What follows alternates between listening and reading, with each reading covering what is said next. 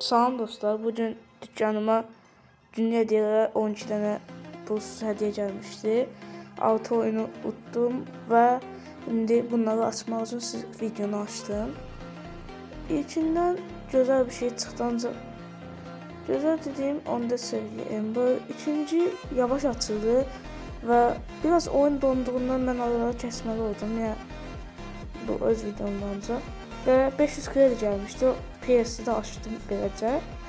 Və sonra o bir hədiyyə də yavaş açıldı.